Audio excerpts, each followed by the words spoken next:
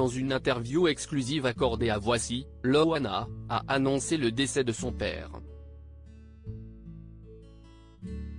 L'ex-candidate de Loft Story n'a, en revanche, pas assisté à ses funérailles. Triste nouvelle pour la candidate historique de Loft Story.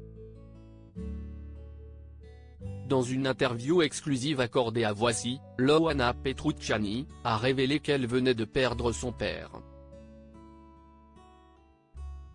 Cette triste nouvelle a été communiquée par la compagne du défunt.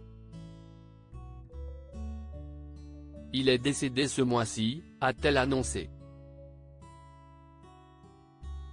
J'avais repris contact depuis 2 ans avec lui.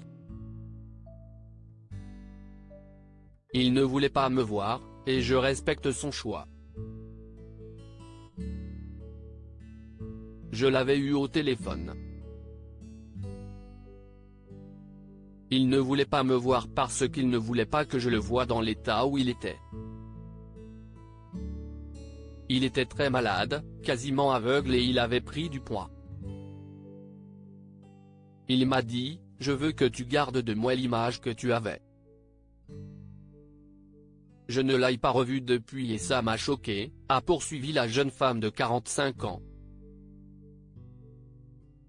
Loana, j'avais un papa formidable. Dans cette interview, Loana a également expliqué la raison pour laquelle elle n'est pas allée aux funérailles de son père. L'ex-candidate et gagnante de Loft Story ne souhaite conserver que les bons souvenirs. Pour moi, il est toujours là.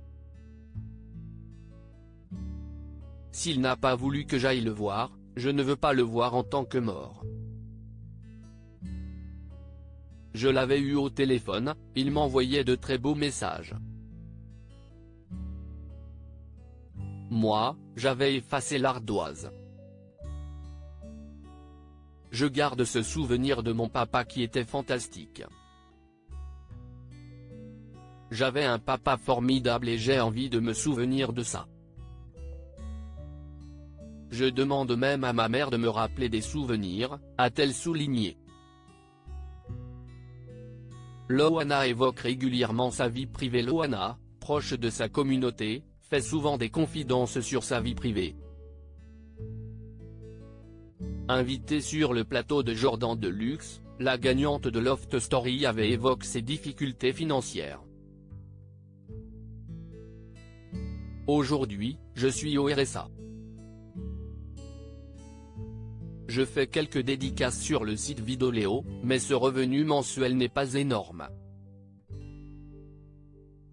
Mais même avec ça, ce n'est pas facile tous les jours.